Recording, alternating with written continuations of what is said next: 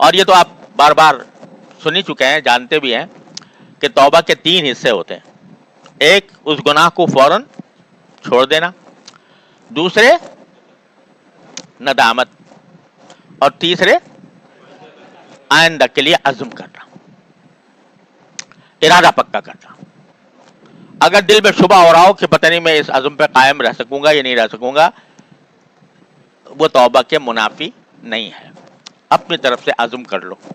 اور یہ جو اندیشہ لگ رہا ہے کہ کہیں بہک نہ جاؤں، اس کے لیے اللہ تعالیٰ ہی سے مانگ لو کہ اللہ میں نے یہ ارادہ تو کر لیا، اپنی طرف سے پکا ارادہ ہے، مگر میں کیا، میرا ارادہ کیا، آپ کی توفیق کے بغیر میں اس عزم پر قائم نہیں رہ سکوں گا. لہذا 2 کام کر لے بندہ، اپنی طرف سے توبہ کر لے، اور پھر کیا کرے، پھر توبہ کرے، نہیں پھر دعا کرے اللہ تعالیٰ سے کہ اللہ میں نے کر تو لی، لیکن اب مجھے اس عزم پر ثابت قدم رہنا آپ کی توفیق کے بغیر ممکن نہیں، لہذا اللہ مجھے اس پر استقامت عطا فرما.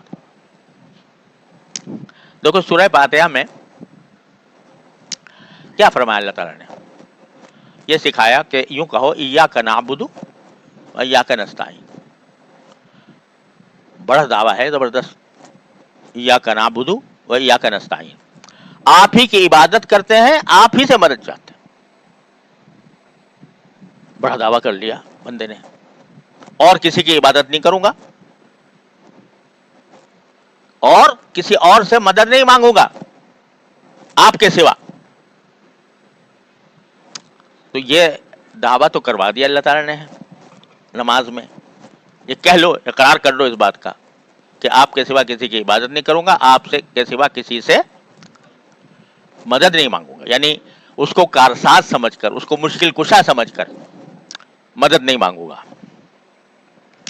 اس کے بعد فوراً کیا فرمایا، اہدنا الصراط المستقیم، یعنی پہلے اقرار لے لیا ایاک نعبد و ایاک نستعین، فوراً فرمایا کہ ساتھ ہی یہ بھی کہہ لو اہدنا الصراط المستقیم.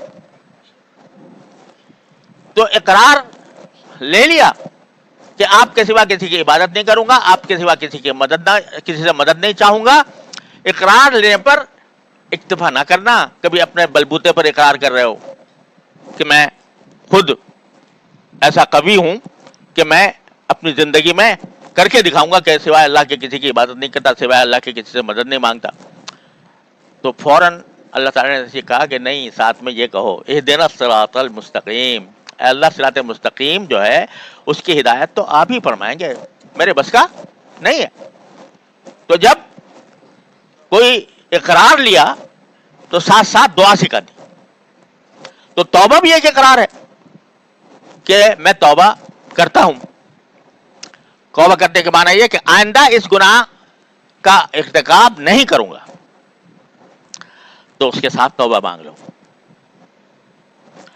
کہ آپ اس کے ساتھ دعا مانگ لو کہ یا اللہ یہ میں نے کر تو لیا، مگر اب آپ اس استقامت تو آپ ہی عطا فرمائیں گے، میرے بس کا کام نہیں.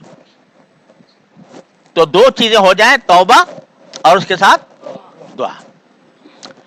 تو انشاءاللہ ثم انشاءاللہ اس وقت تو تم پاک ہو گئے، جس وقت تم نے یہ توبہ اس طرح کر لی اور اللہ تعالیٰ سے مانگ لیا، اس وقت کیا ہو گئے، پاک ہو گئے.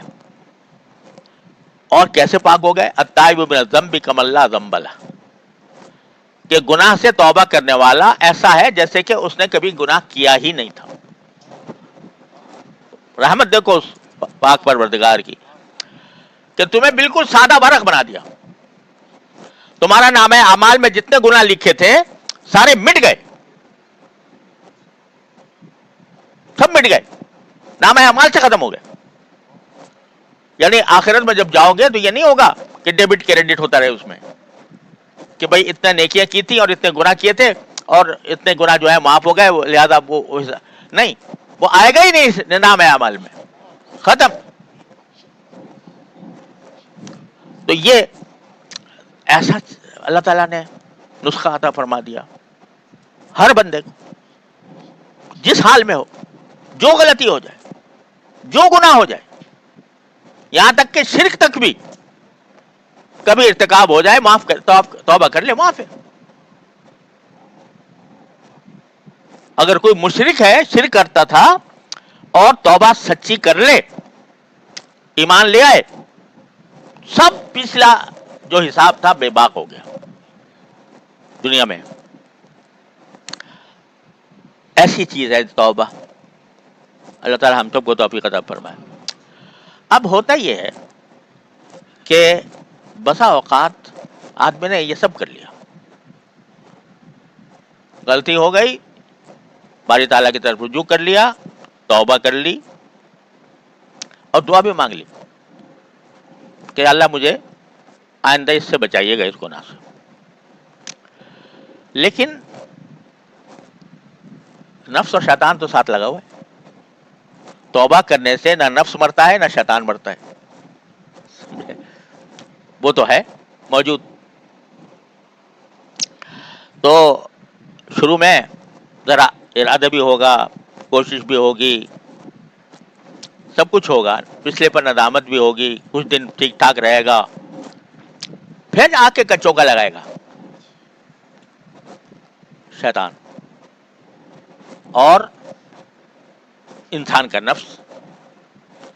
دوبارہ ہو گیا الیاذ باللہ، دوبارہ گناہ ہو گیا.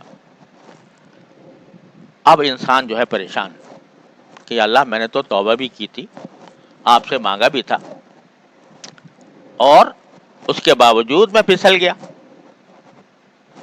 ایک مرتبہ پھسل گیا، دو مرتبہ پھسل گیا، تین مرتبہ پھسل گیا، تو شیطان دوسرے راستے سے راہ مارتا ہے. شیطان یہ کہتا ہے کہ تو مردود ہے، تو مردود ہے،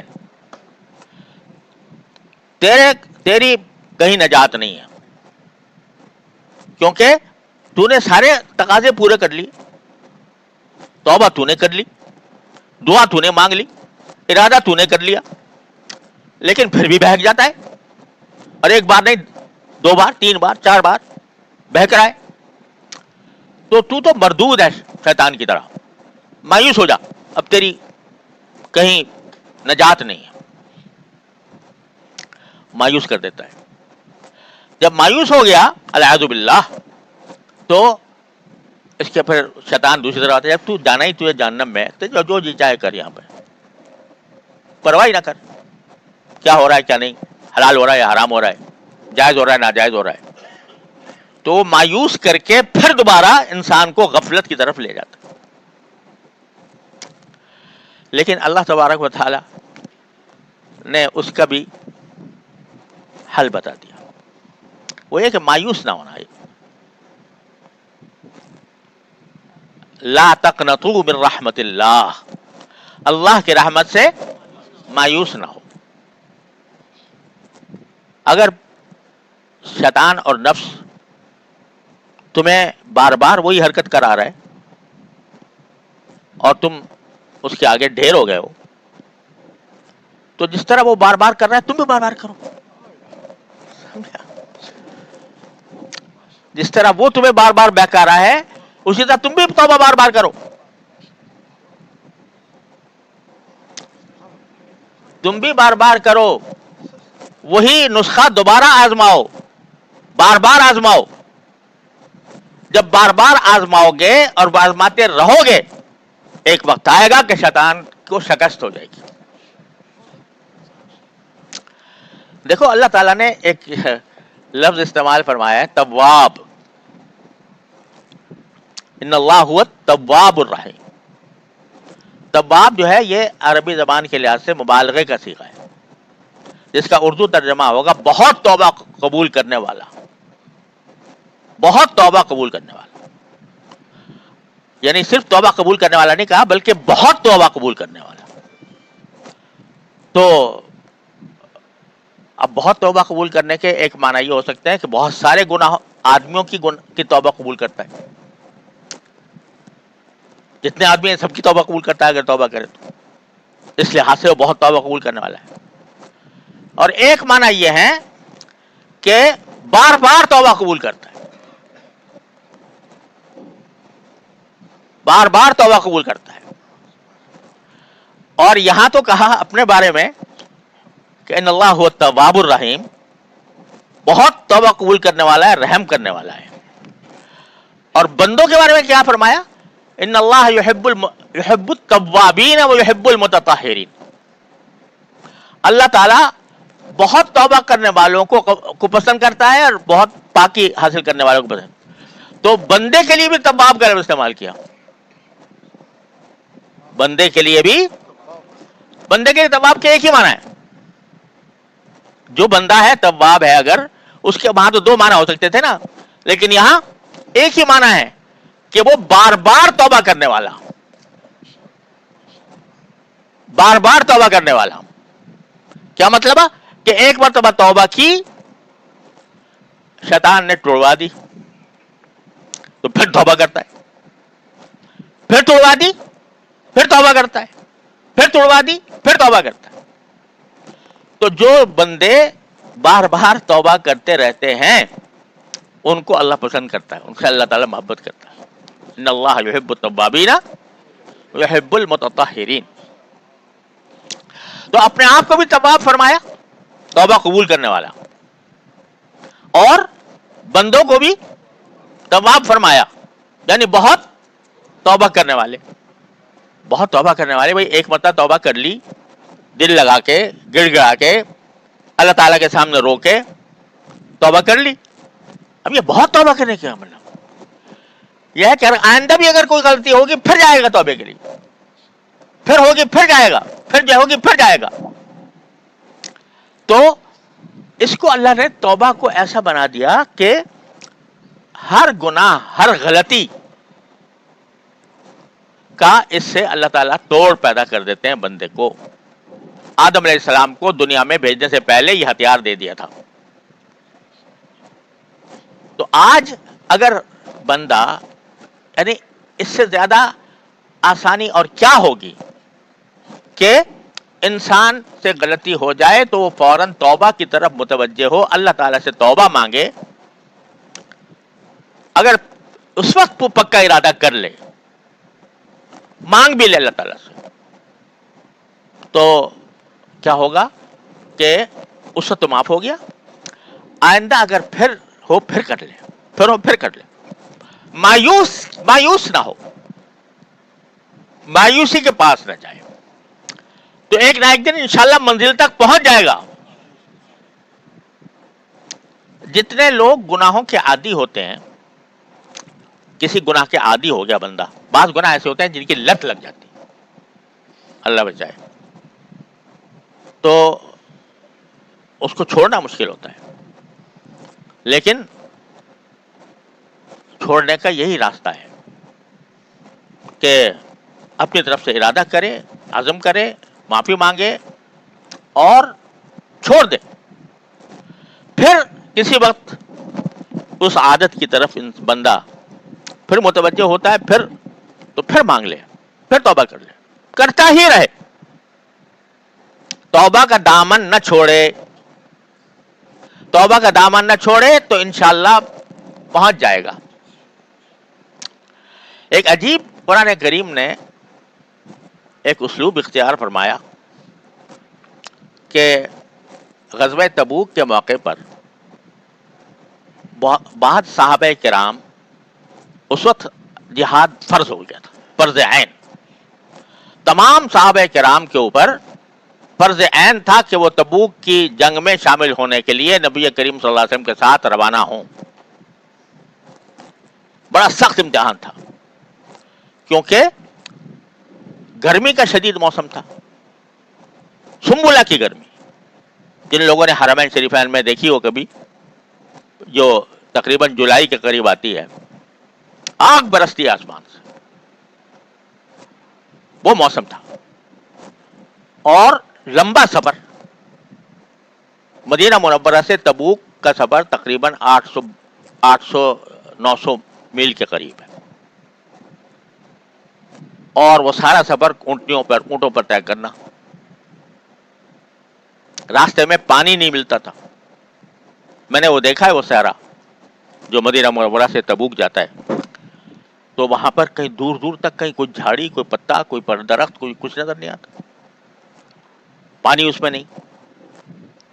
کھجوریں پکنے کا موسم ہے، ساری مدینہ منورہ کی معیشت کا دار و مدار کھجوروں پر تھا، کھجوریں پک رہی تھی، وہی موسم ہوتا تھا کہ اس کے ذریعے پھر کھجوروں کی تجارت ہوتی تھی.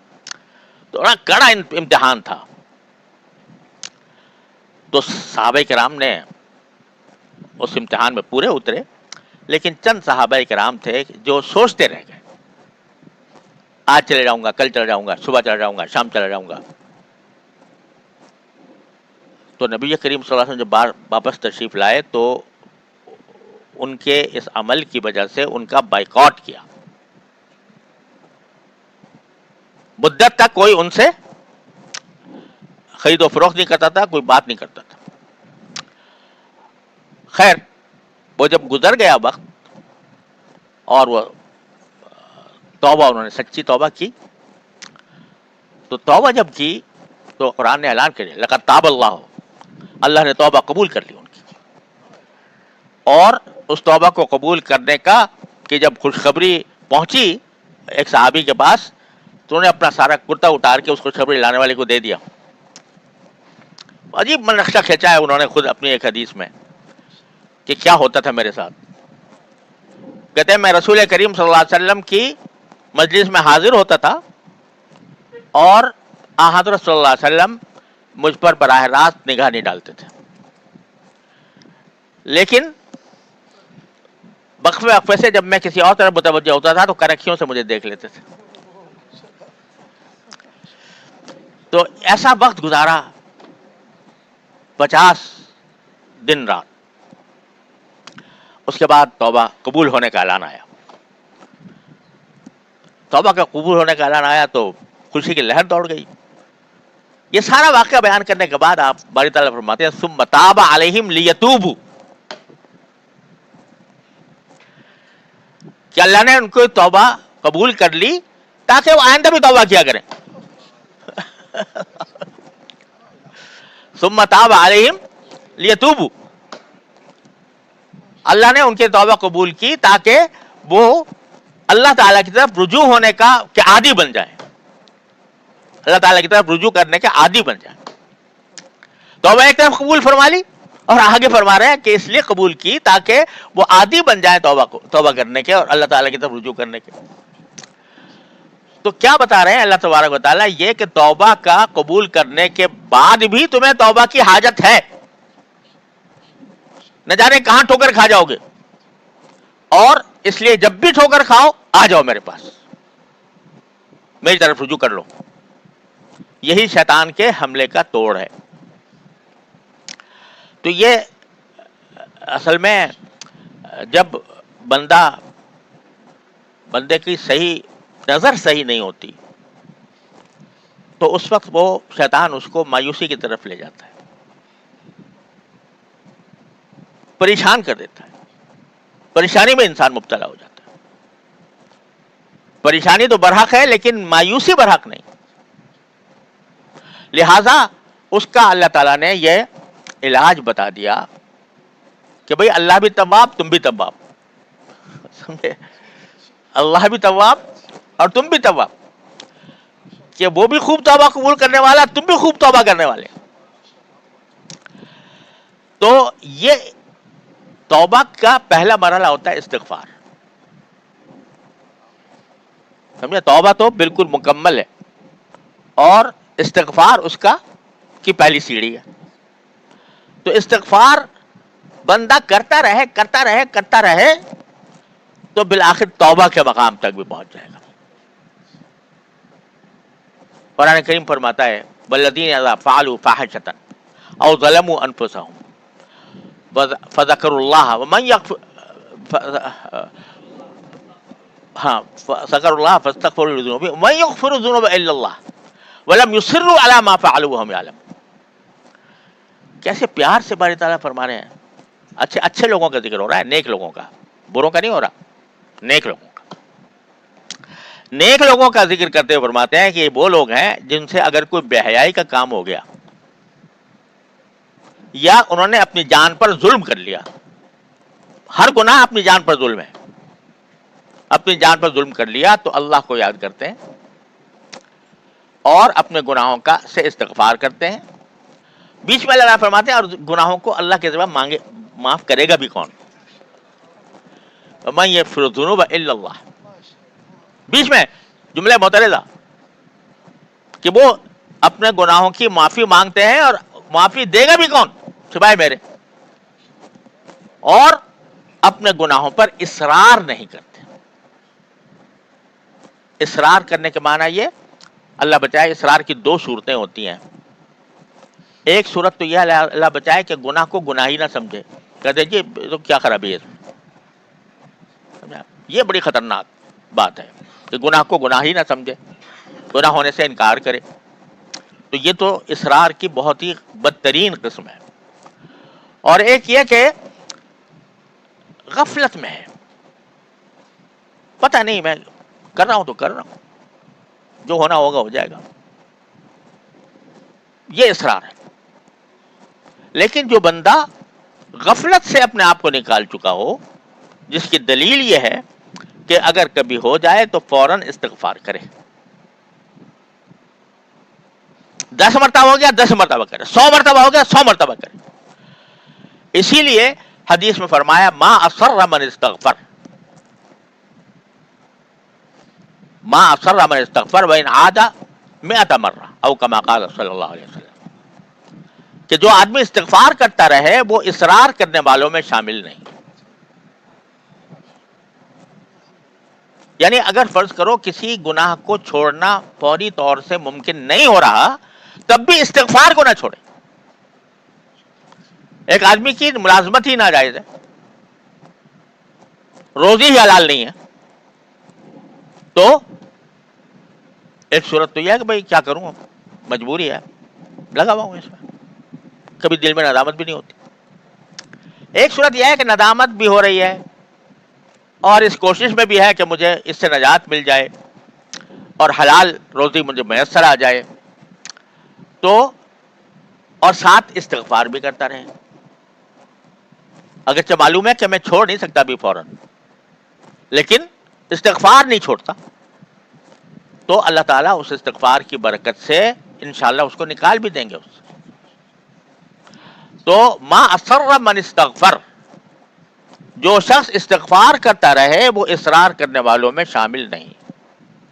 ولم یصروا علی ما فعلوا جو فرمایا تھا اس کی تفسیر فرما دی نبی کریم صلی اللہ علیہ وسلم.